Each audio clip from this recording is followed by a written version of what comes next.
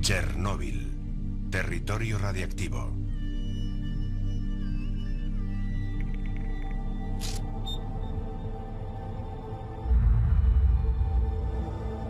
A la 1:23 de la madrugada del 26 de abril de 1986, se produjo una grave disfunción en el reactor 4 de la central eléctrica nuclear Lenin de Chernóbil, en Ucrania. 2 explosiones y un incendio que duró 10 días liberaron miles de millones de partículas radiactivas que contaminaron territorios muy extensos de numerosos países.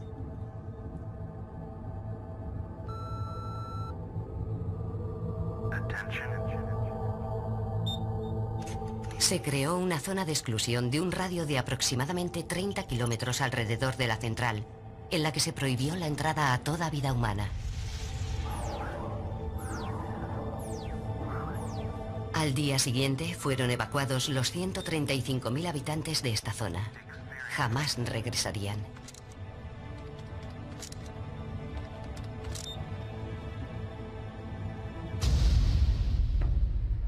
La fauna y la flora que vivían en el interior de esta zona prohibida para el hombre fueron abandonadas a su suerte. ¿Cuál ha sido su evolución durante todos estos años?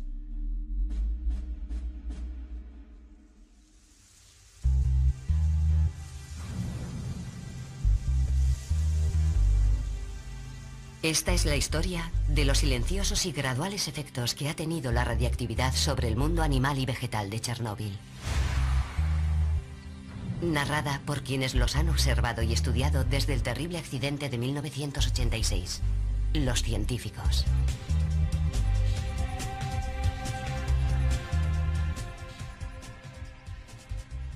El impacto de estos miles de millones de átomos radiactivos, los radionucleidos, en el medio ambiente, obligó a cada organismo vivo de la zona, animal o vegetal, a librar un combate a escala microscópica, totalmente invisible, en el interior de sus células, de sus moléculas, principalmente en sus cromosomas.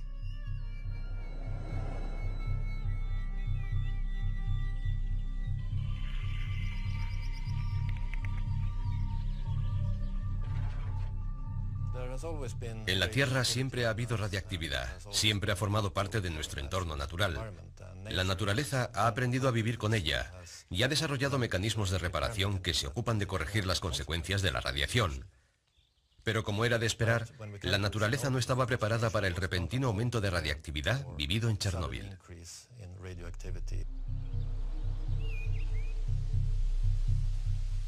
Tras la marcha del hombre, se produjo una especie de calma muerta. Nadie se aventuraba a entrar en este territorio siniestro, donde destacaba la gran ciudad fantasma de Pripyat.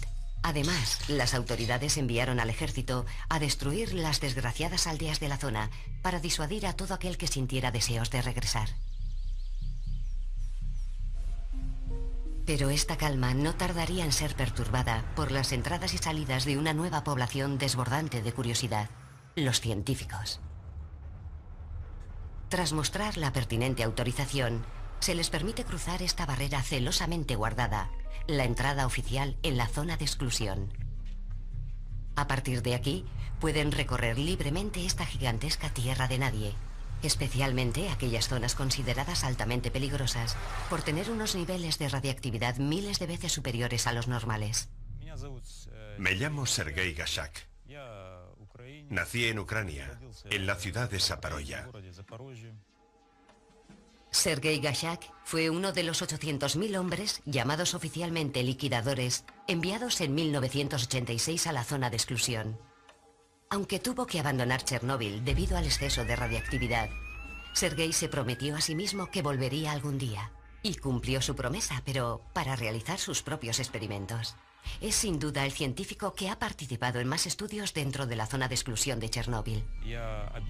Me convertí en zoólogo y he viajado por toda la zona con mi cámara y mis binoculares, a pie, en coche y en barco.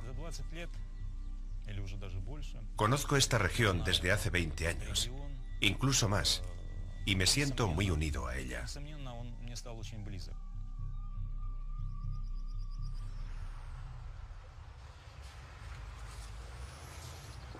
Nunca un ecosistema tan grande se había visto sometido a un nivel tan alto de radiactividad. Sergei se traslada de un lugar a otro en su laboratorio móvil para llevar a cabo sus experimentos. Lo primero que nos sorprende es que los científicos no parecen temer a la radiactividad.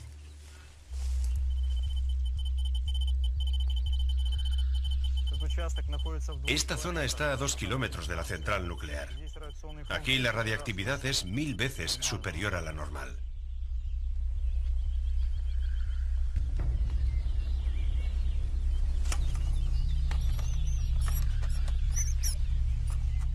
Oh, hemos atrapado algo.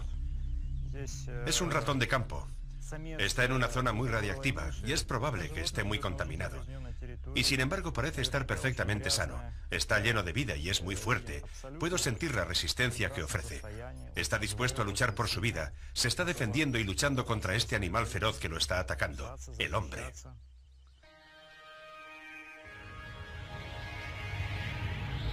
Nadie lo diría, pero parece que más de 2 décadas después de la catástrofe, la naturaleza de Chernóbil ha recuperado lo que era suyo. La zona de exclusión está habitada por numerosas especies de animales salvajes, algunas de las cuales ni siquiera vivían aquí antes del accidente. Han llegado varios osos.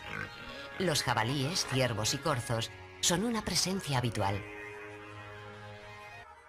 Las aves anidan en el sarcófago de hormigón que cubre el reactor en desuso, donde los niveles de radiación son 1 millón de veces superiores a los normales.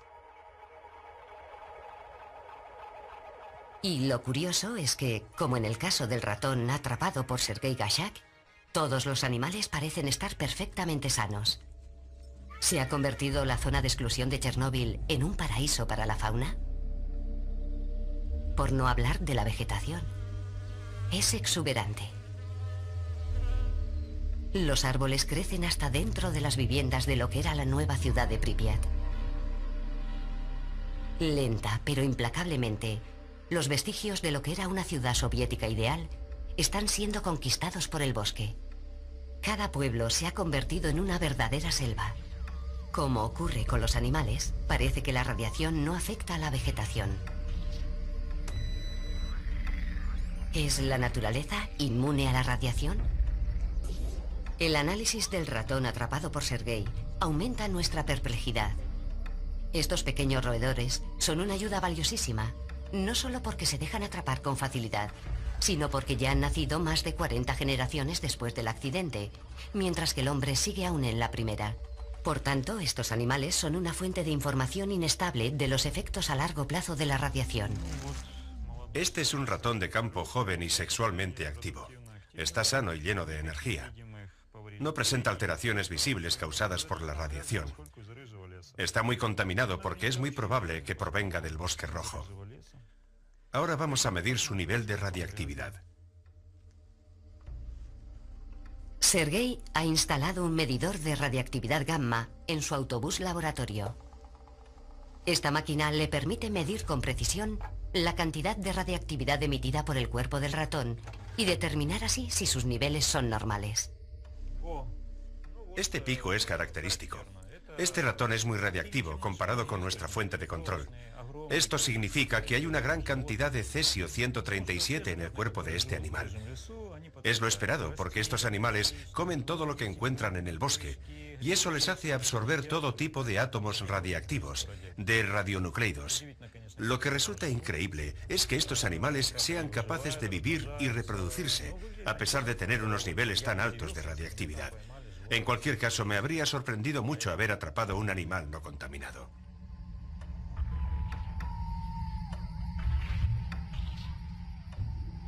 ¿Cómo es posible que un animal tan radiactivo no presente alteraciones visibles y pueda vivir en semejante entorno?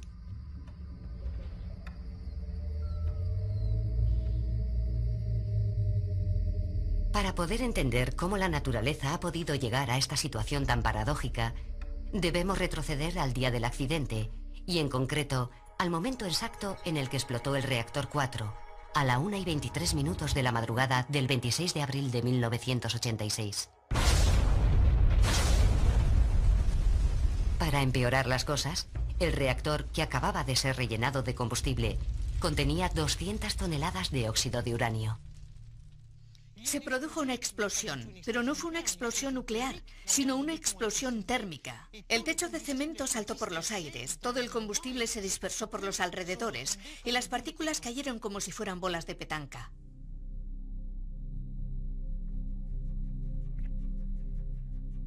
Denis Stamos y su equipo del Instituto Francés de Radioprotección y Seguridad Nuclear intentan saber qué ha sido de las partículas radiactivas que cayeron al suelo. Si todo hubiera terminado ahí, con la explosión, el accidente no habría sido tan catastrófico. La radiactividad habría quedado contenida dentro de la zona de 30 kilómetros, puesto que todas esas partículas pesadas habrían caído alrededor del reactor. Pero, por desgracia, se declaró un incendio que duró 10 días. Durante el incendio, el corazón del reactor alcanzó temperaturas altísimas. No debemos olvidar que ese combustible ya contenía todos los radioelementos producidos por la fusión y la activación generadas en una central nuclear.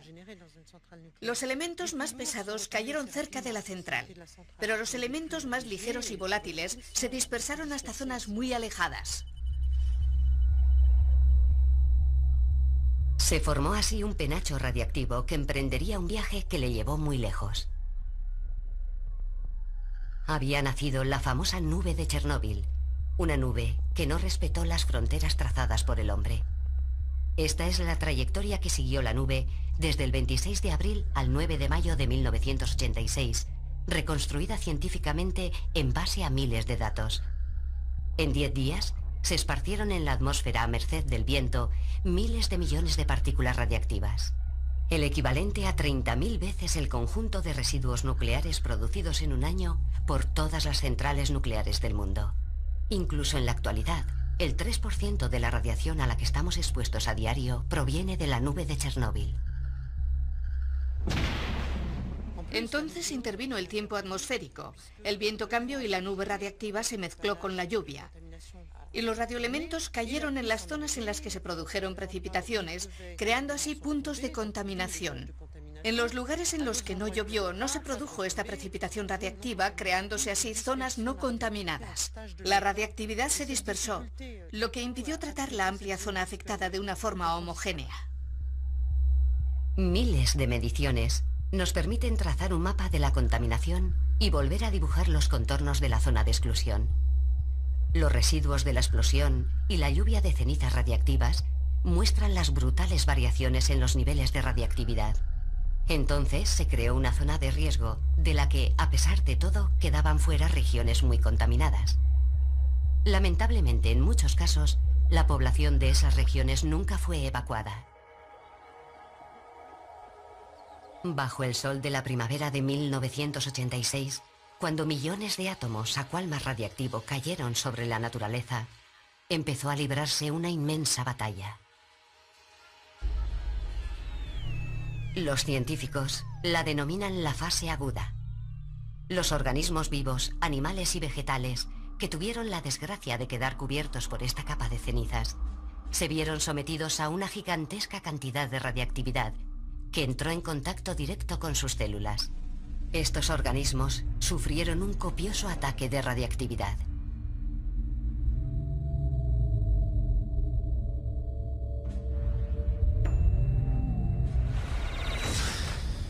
El núcleo de los átomos radiactivos es muy inestable. Se desintegra y libera fotones. Estos fotones son energía pura que viaja a la velocidad de la luz.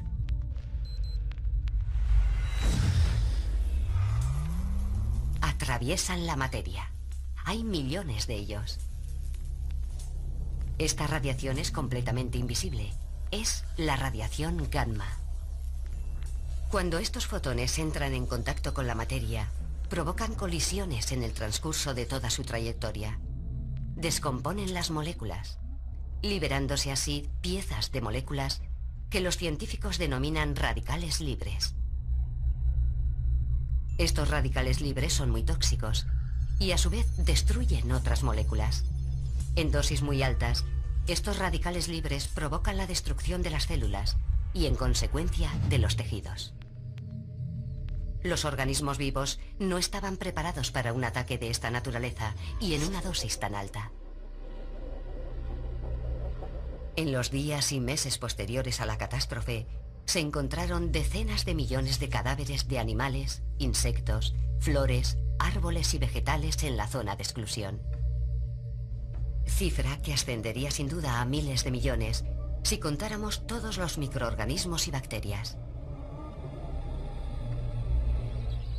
En cuestión de semanas, miles de pinos cercanos a la central nuclear enrojecieron y murieron.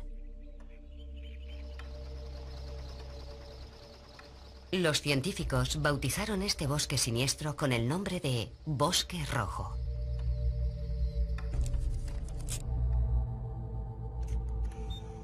Se calcula que se produjeron más de 400 nacimientos de animales domésticos con anomalías en la zona en los primeros meses y años posteriores a la catástrofe.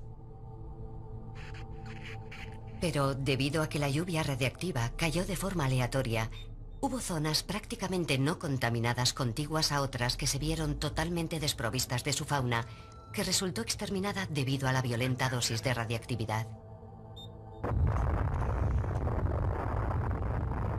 A diferencia de las bombas atómicas, que son destellos e irradian la radiactividad en estallidos cortos, los radionucleidos que caen de forma aleatoria continuarán irradiando radiactividad discretamente hasta que se desintegren y se conviertan en átomos estables.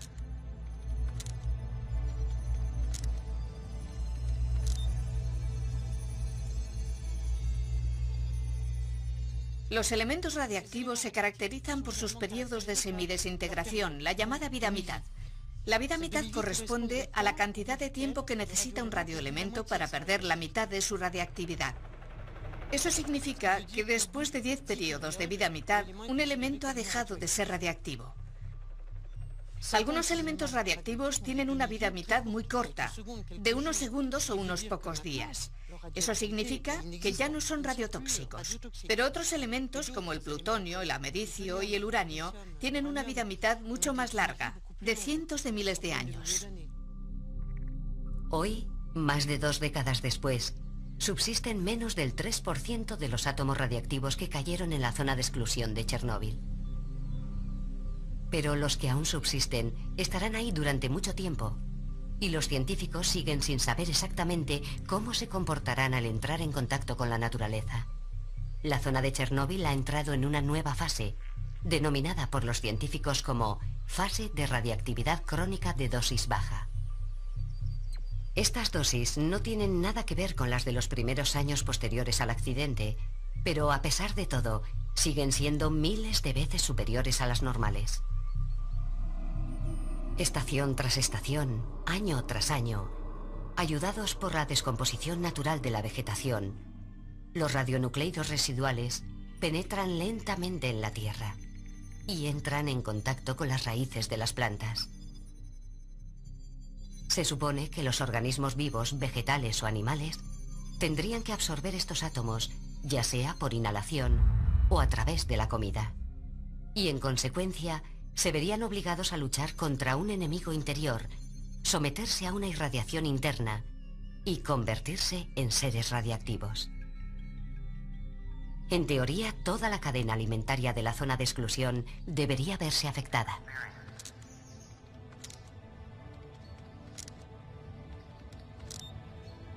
Este huerto, situado en el centro de la ciudad de Chernóbil, a 18 kilómetros de la central, también resultó contaminado por la catástrofe.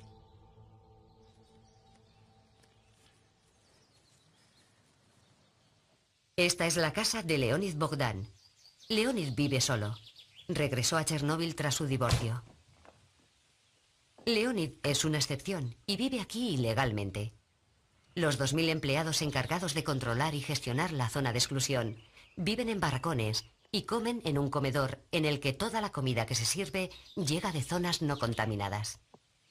En la zona de exclusión está estrictamente prohibido cultivar la tierra, y es fácil entender por qué. ¿Significa eso que este hombre está loco? En absoluto, porque Leonid desempeña una labor muy valiosa en la zona de exclusión. Durante los últimos 20 años ha sido el director del laboratorio que mide el nivel de radiactividad en la zona, así que sabe lo que se hace. Es la temporada de las cerezas. De hecho, algunas ya han empezado a podrirse.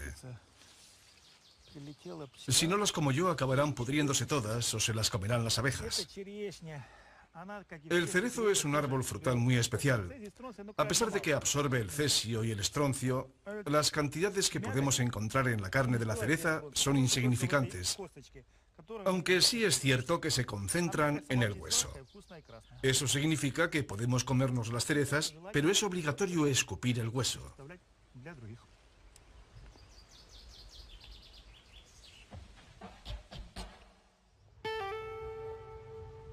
Leonid cruza la ciudad todas las mañanas para llegar a su laboratorio, instalado en un antiguo centro médico. Los científicos examinaron miles de plantas de la zona y poco a poco observaron el sutil comportamiento del cesio 137 y el estroncio 90. Descubrieron que estos dos átomos radiactivos conseguían penetrar en el tejido vivo de una forma totalmente sorprendente, engañando a sus víctimas. Hola. Hola. ¿Qué pruebas tenemos que hacer hoy? Tenemos que analizar las hojas de abedul. Las muestras provienen del bosque rojo. Solo tengo que pesarlas y estarán listas. A Leonid le bastan unos pocos gramos de materia vegetal para medir la radiación emitida por el cesio y el estroncio radiactivos contenidos en las hojas. Cada uno de los elementos tiene unas propiedades específicas en cuanto a frecuencia y fuerza. El abedul absorbe grandes cantidades de cesio y de estroncio, y por una razón muy sencilla. Normalmente el abedul necesita grandes cantidades de potasio y de calcio, pero el estroncio se parece al calcio y el cesio se parece al potasio. Por consiguiente, el abedul absorbe cesio, creyendo que es potasio, y estroncio, creyendo que es calcio. Y como en el bosque rojo hay grandes cantidades de cesio y estroncio, el abedul acaba muy contaminado. El combate de la naturaleza contra estos invasores está amañado. Los organismos vivos no tienen forma de distinguirlos del potasio y el calcio. Nunca han tenido la menor oportunidad de enfrentarse a ellos desde el origen del mundo y por un motivo muy sencillo. Son elementos inventados por el hombre moderno. Todas las plantas necesitan calcio y potasio, pero en cantidades que varían mucho de unas a otras. Cada planta tiene unas necesidades muy específicas. Por eso no todas las plantas absorben las mismas cantidades de estroncio y cesio.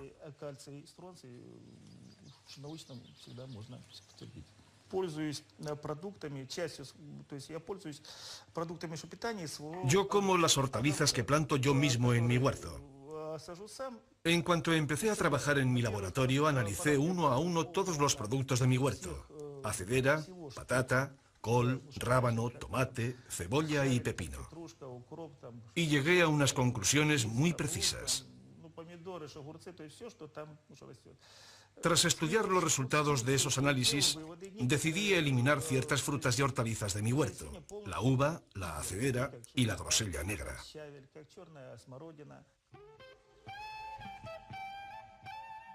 Por consiguiente, Leonid puede alimentarse tranquilamente de una serie de productos cuidadosamente seleccionados y analizados que cultiva en su huerto.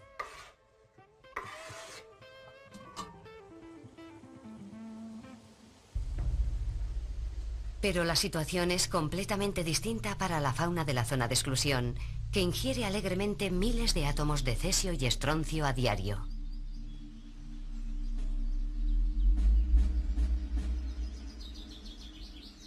¿Qué consecuencias tiene esto en los organismos vivos y con qué defensas cuentan?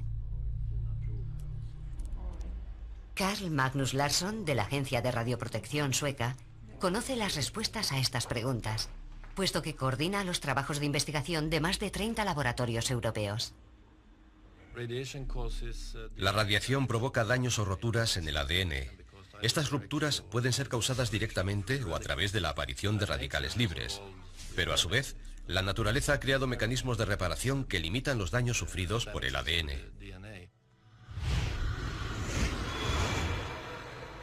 Uno de los principales sistemas de reparación está basado en el hecho de que los cromosomas están constituidos por dos hebras prácticamente idénticas entrelazadas en una doble hélice. Y una de ellas servirá de modelo para la que ha resultado dañada. La maquinaria molecular sustituye los elementos que faltan comparando las dos hebras gen a gen. En cuanto falta una pieza de un cromosoma, la sustituye.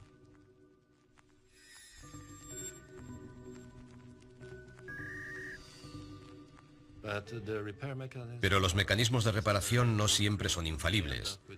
Pueden darse errores en las reparaciones y producirse una mutación. En ese caso, la célula puede llegar a morir, o por el contrario, puede seguir multiplicándose, lo que significa que la mutación continuará existiendo. Si hay unos animales expuestos a la radiactividad, son sin duda los ratones que viven en el bosque rojo. Viven a nivel de suelo y están sometidos a altos niveles de radiactividad externa, procedente de la tierra y de la vegetación, que se suma a la radiactividad interna procedente de su dieta y que les bombardea 24 horas al día, 7 días a la semana. Robert Baker, de la Universidad Tecnológica de Texas, en Estados Unidos, lleva estudiando a los ratones de Chernóbil desde 1994. En su laboratorio guarda una colección de miles de muestras cuidadosamente conservadas de animales de la zona de exclusión, que pone a disposición de científicos de todo el mundo. En 1994 inició una colaboración científica a largo plazo con Sergei Gashak. Su primer objetivo parece obvio, dado el entorno radiactivo en el que viven estos ratones. Pensamos que lo más probable era que se produjeran mutaciones. Era la consecuencia más lógica tras el accidente. Creo que el principal temor que tiene el hombre en casos de radiación como la que se liberó en Chernóbil es la de contraer cáncer. Pero existe un temor aún mayor, y es que nuestros hijos nazcan con defectos congénitos. Y una forma de entender el proceso de aparición de esos defectos congénitos son las mutaciones. Así que enseguida empezamos a buscar mutaciones. El primer paso consiste en cazar un gran número de ratones para garantizar la validez estadística de los resultados. Los ratones presentan dos grandes ventajas. Son más fáciles de cazar que los mamíferos grandes y su sistema biológico es muy similar al humano.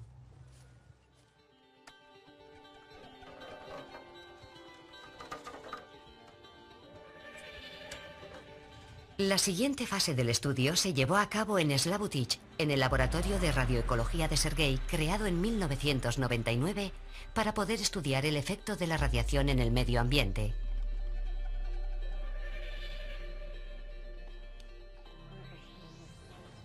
Basta un pequeño fragmento de la uña de cada ratón para estudiar su secuencia de ADN.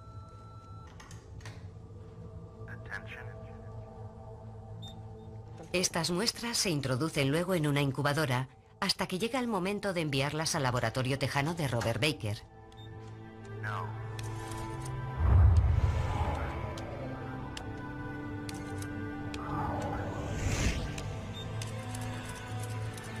Fue aquí, en la Universidad Tecnológica de Texas, en Lubbock, donde se descifraron uno a uno los cromosomas de los ratones de Chernóbil.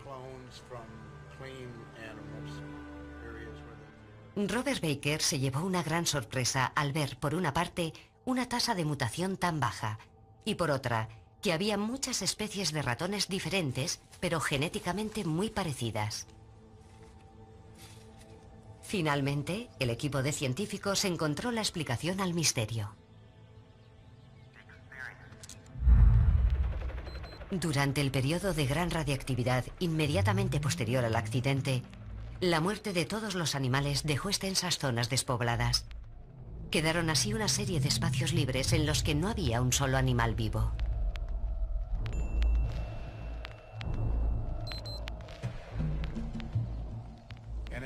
Cuando el entorno se estabilizó y la radiación fue lo suficientemente baja como para no representar una amenaza para su vida, los animales pudieron regresar a sus hábitats habituales. Empezaron a nacer nuevas crías. Todas las especies consiguieron sobrevivir y desarrollarse en sus hábitats anteriores, a pesar de que cumplían todo su ciclo vital en su entorno radiactivo.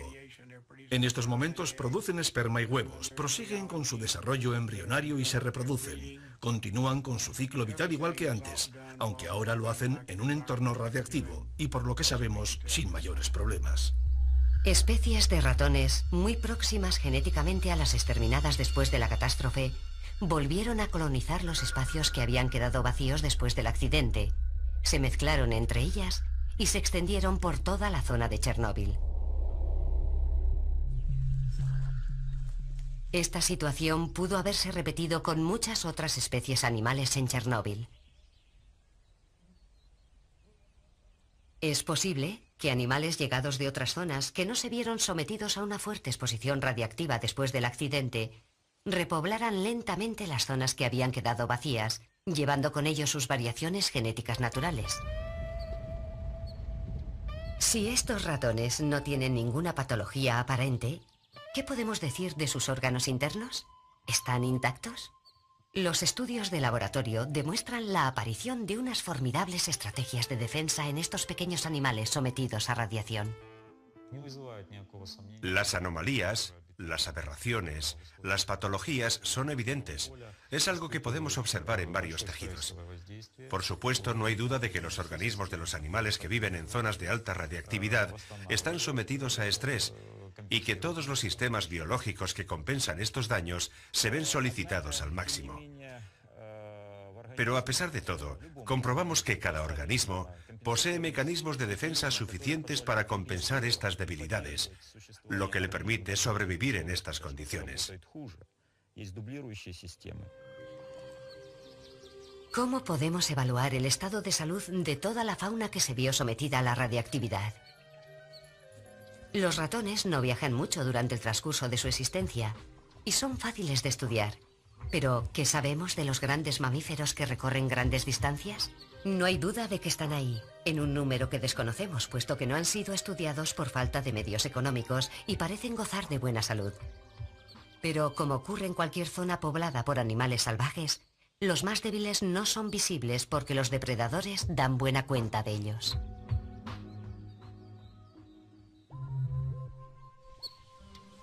Aunque los efectos de la radiactividad en los mamíferos grandes es un misterio que aún no ha sido resuelto, hay dos científicos que llevan 18 años estudiando las aves de Chernóbil y que han acumulado miles de datos.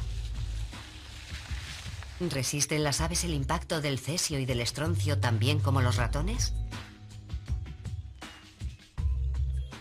Anders Moller, científico del Centro Nacional de Investigación Científica de Francia, y Tim Mousseau, de la Universidad de Carolina del Sur en Estados Unidos, cuentan anualmente desde 1991 las aves que hay en Chernóbil siguiendo estrictas normas ornitológicas.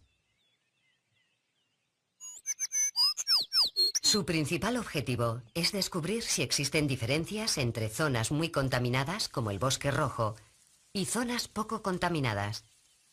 Diferencias que podrían establecer un vínculo directo entre la presencia o ausencia de aves y su nivel de radiactividad.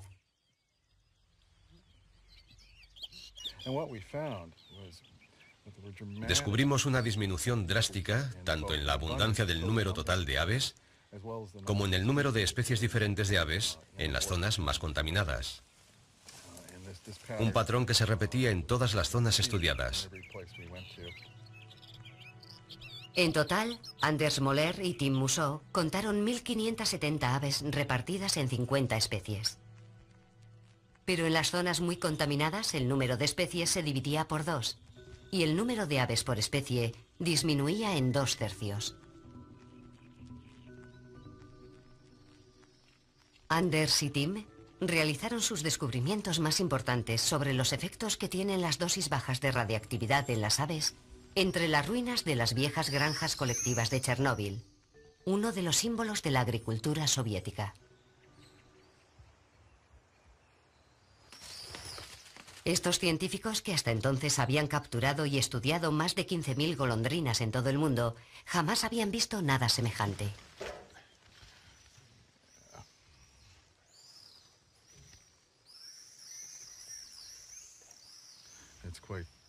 Es asombroso el número de anomalías de desarrollo que hemos observado.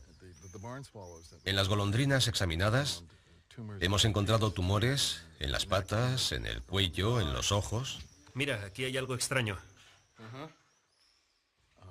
Hoy hemos descubierto un huevo enano, aproximadamente 4 veces más pequeño que un huevo normal. Es algo que jamás había sido observado en ninguna otra población de golondrinas.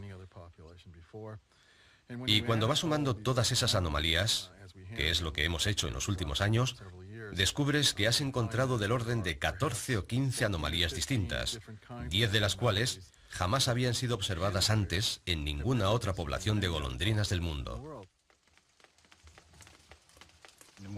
Una de las señales más claras de radiación que hemos encontrado en esta zona es que las aves presentan unos puntos diminutos en su plumaje que carecen de coloración.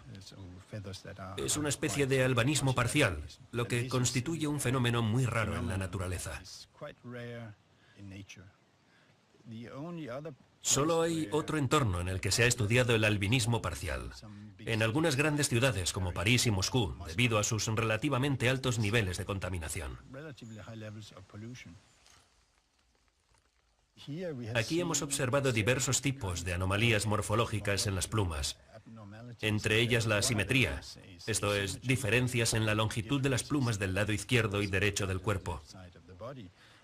Y naturalmente, tener alas de distinta longitud resulta muy perjudicial para las aves que vuelan mucho, igual que si esa diferencia se da entre los dos lados de la cola, porque esa asimetría limita su aerodinamismo.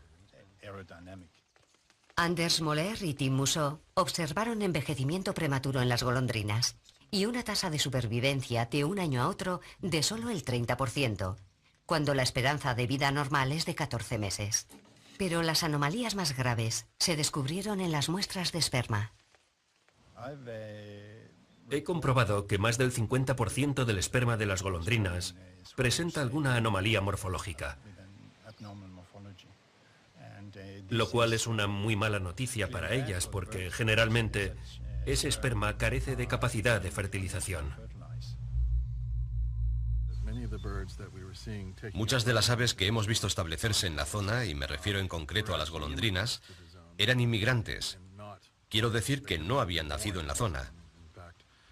Y este hecho, combinado con el dato de unas tasas de supervivencia significativamente menores en muchos de los puntos de observación, nos indica que es posible que muchas de estas poblaciones de golondrinas hayan podido sostenerse gracias únicamente a la llegada constante de nuevas aves.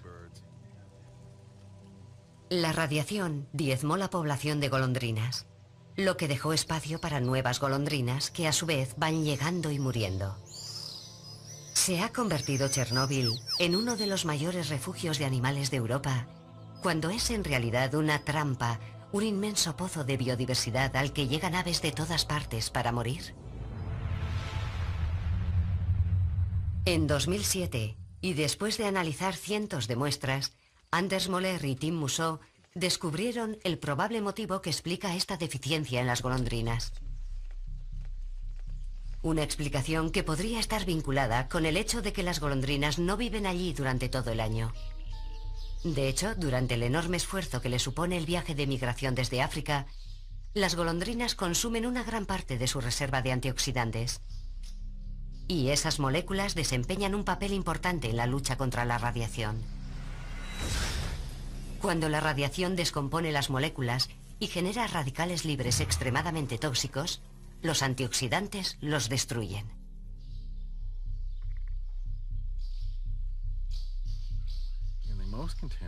Los niveles de antioxidantes que tenían las golondrinas de las zonas más contaminadas eran sensiblemente inferiores a los de las zonas menos contaminadas.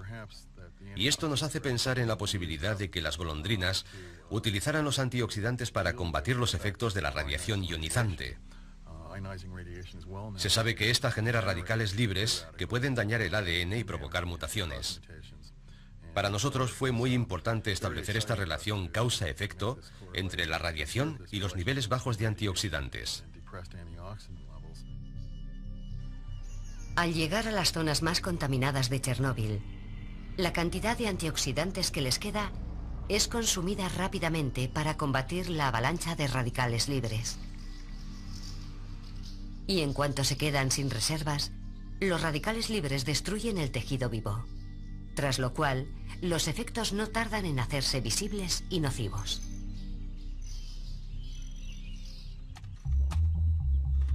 ¿Cuál es entonces el mecanismo que permite que el ratón no presente unos síntomas similares?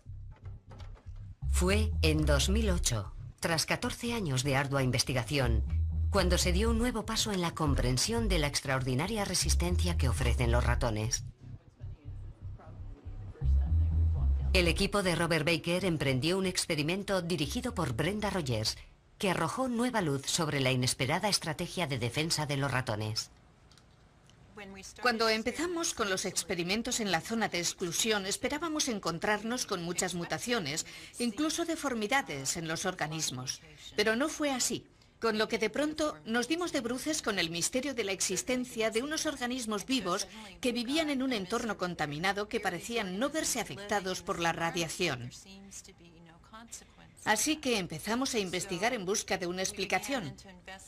Y al ver que la fauna y los organismos que vivían allí seguían creciendo y multiplicándose, nos preguntamos si sería posible que la exposición a la radiación pudiera tener efectos beneficiosos en la adaptación de esos organismos.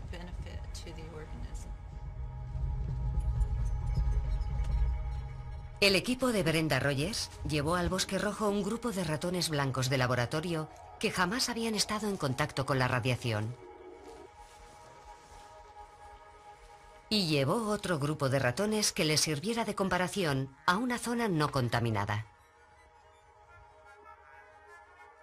Los ratones recibían a diario una dosis de radiación gamma, aproximadamente 1000 veces superior a la normal. Una dosis que, aunque pueda parecernos excesiva, los científicos consideran baja.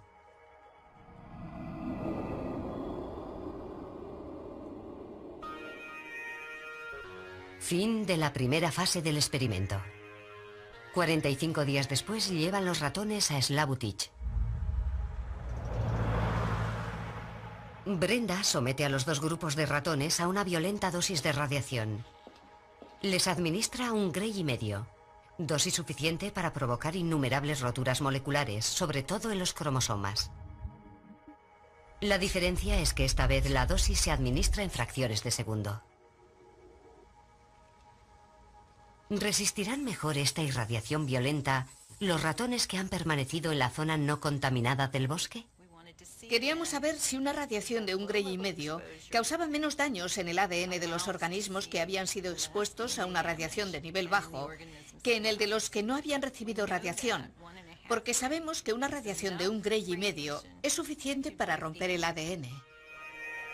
Brenda Rogers esperó un día, 24 horas claves en el desarrollo del experimento. Los organismos de los ratones combatieron contra las numerosas roturas moleculares causadas por la radiación. Los resultados fueron muy interesantes porque se produjeron roturas de cromosomas en los animales que no recibieron una dosis previa de 10 centigrays, como era de esperar tras recibir una radiación de un Gray y medio. Pero el ADN de los animales que habían recibido los 10 centigrays antes de recibir la dosis de un Gray y medio mostraba un nivel bajo de daños, lo cual hace que nos planteemos la cuestión de si la radiación resulta beneficiosa para el organismo. ¿Se trata de un efecto hormético? Un efecto hormético es un efecto positivo y por tanto beneficioso de la radiactividad a dosis bajas. Brenda Rogers intentó entonces determinar si la baja dosis recibida en el Bosque Rojo podría haber estimulado ciertos genes que participan en la defensa contra la radiación. No constatamos un cambio o un aumento de la respuesta en la reparación de genes, como podría haber sido de esperar. Por el contrario, observamos una modificación en la regulación de los genes responsables de eliminar los radicales libres. Los radicales libres de las moléculas rotas debido a una exposición violenta a la radiación gamma se eliminan de una forma mucho más eficaz. Y lo que es más importante, desaparecen rápidamente, antes de tener tiempo para destruir los cromosomas. ¿Existen estos mecanismos desconocidos hasta ahora y descubiertos gracias a los ratones en otros animales? ¿Explicaría esto su insultante buena salud? ¿O por el contrario hay otras especies que, como les ocurre a las golondrinas, se van debilitando hasta desaparecer discretamente? Aunque muchas de estas preguntas deben aún ser respondidas en Chernóbil, estudiar los efectos de la radiación en el ecosistema sigue siendo complicado debido a un factor que ha demostrado ser fundamental: la ausencia del hombre desde 1986. Sergei Gashak es uno de los pocos científicos que estudia sus consecuencias.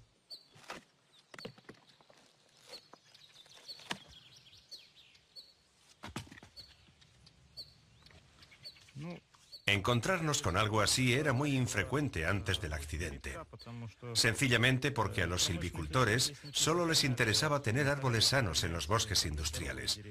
En consecuencia, eliminaban todos los árboles enfermos, viejos y muertos que podían convertirse en una fuente de enfermedad.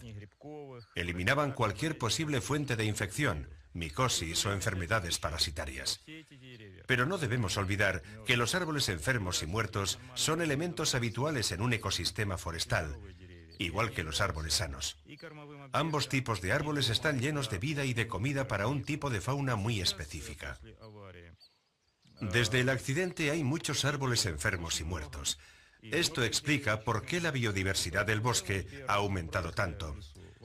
Un ejemplo de ello es la aparición de murciélagos, muchas especies de insectos y de aves y mamíferos que viven en los árboles viejos y huecos. Antes del accidente, los silvicultores rociaron con grandes cantidades de productos químicos estos bosques, que fueron plantados siguiendo un plan perfectamente trazado por Khrushchev en los años 40. Del mismo modo, inmensos campos de cultivo de cereal fueron rociados con fertilizantes, pesticidas y fungicidas. Toda esta zona se vio sometida a altos niveles de una contaminación química que se vio interrumpida abruptamente en mayo de 1986.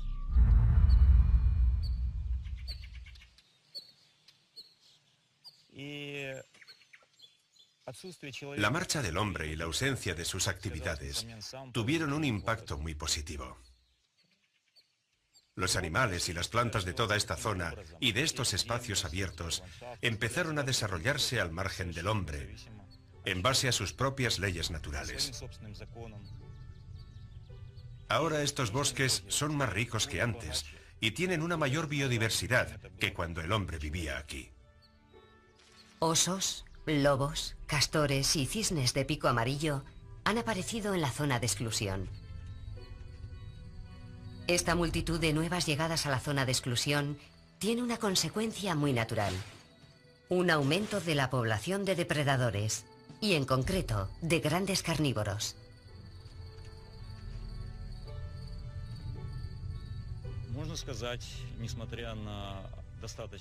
A pesar de que carecemos de datos contrastados, podemos decir que el número de carnívoros y herbívoros en la zona de Chernóbil ha alcanzado su equilibrio natural.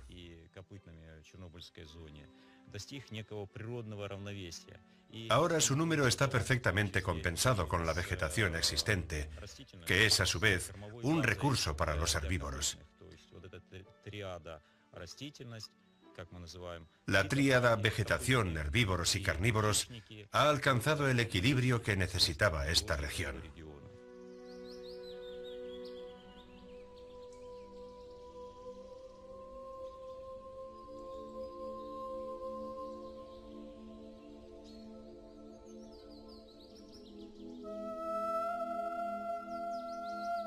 Parece que en la enorme zona de Chernóbil, la naturaleza está recuperando lo que en rigor le pertenecía.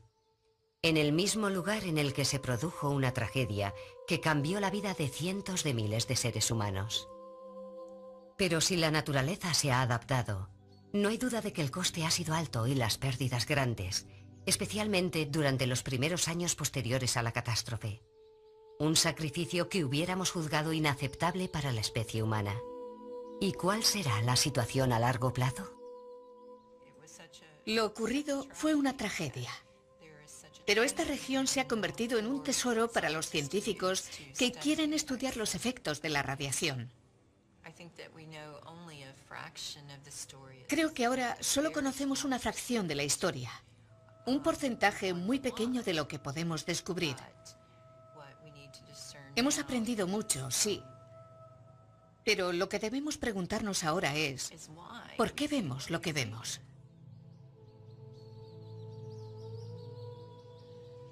Ahora hay grandes proyectos para construir nuevas centrales nucleares, así que debemos ser conscientes de cuáles son las peores consecuencias de la energía atómica.